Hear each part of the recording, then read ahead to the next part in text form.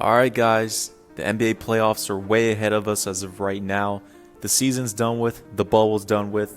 Now we can finally go into the NBA playoffs, which usually starts around later April, but now we're here in August, so is what it is. We're finally here. The first matchup I really want to cover is the number one seed in the Eastern Conference, the Milwaukee Bucks, with a record of 56-17 to finish it off, a 3-5 record in the bubble, going against the 8-seeded Orlando Magic, which has a 33-40 record.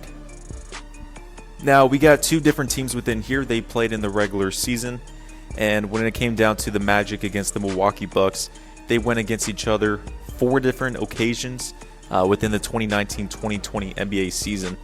And all 4 of those occasions, the Milwaukee Bucks actually won all 4, a 4-0 season series sweep.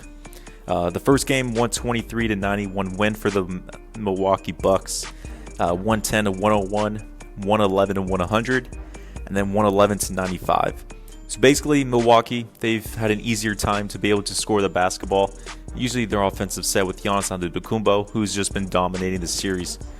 Really want to look into the starting lineups and pretty much going into the bench and the coaching within this series. I think this is going to be a short series when it comes down to it.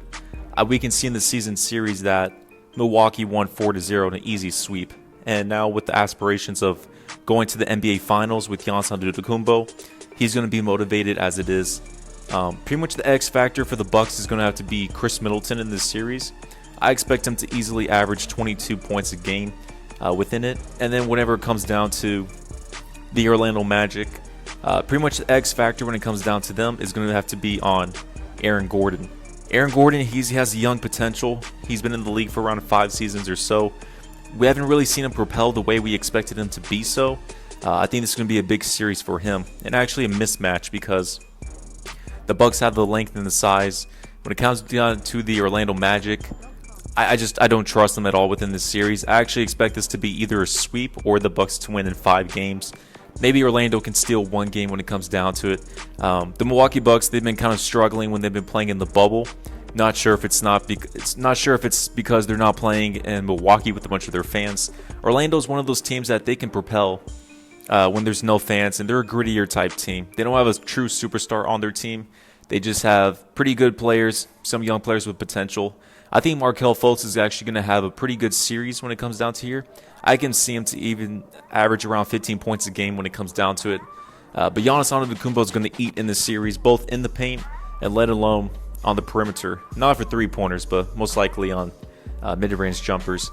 Not too much in detail we have to go too deep in this video here. Pretty much we can all be in general senses that NBA fans are expecting the Bucks to win this in either a sweep or in 5 games.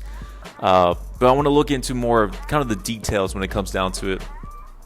On their bigs with Vucevic, pretty much with him and Brook Lopez. Lopez is going to push out to the perimeter, which can pretty much lead Giannis Antetokounmpo to drive in for layups or dunks going down inside. With Vucevic, he doesn't really pull out from the perimeter that much, so when Brook Lopez is out shooting a couple of threes, that's going to open the lane down inside. Eric Bledsoe going against DJ Augustin. Pretty interesting matchup. I think Bledsoe's going to have a conservative series. He usually doesn't step up in the 4th quarter late in games. They usually put in George Hill when it comes down to it. I think Eric Bledsoe with this first series, he can get pretty much that monkey off his back and pretty much be ready for the second series when it comes down to it. Wesley Matthews, he's pretty much just going to do his thing. Open 3-pointer and on the corner when Giannis would drive and kick it in. Khris Middleton pretty much is going to be guarded by either Evan Fournier or let alone with Jonathan Isaac. Jonathan Isaac would have been the case, but he is injured, which he had a terrible injury when it came down to him. I would have loved to see that season matchup with these guys, but huge loss for the Magic with Jonathan Isaac. Now they're going to have to look into throwing some more wing players within that. Aaron Gordon, he's probably going to have to guard Giannis Antetokounmpo when it comes down to it because he is 6'9", and Giannis is going to eat out there.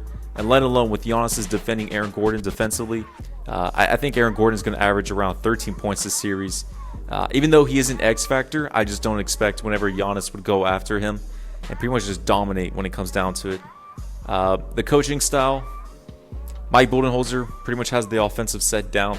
I think the Bucks need to step it up more defensively, and then the bubble set they've been kind of lackadaisical when it comes down to it. But I think this first series, they're really going to be on and off when it comes down to it.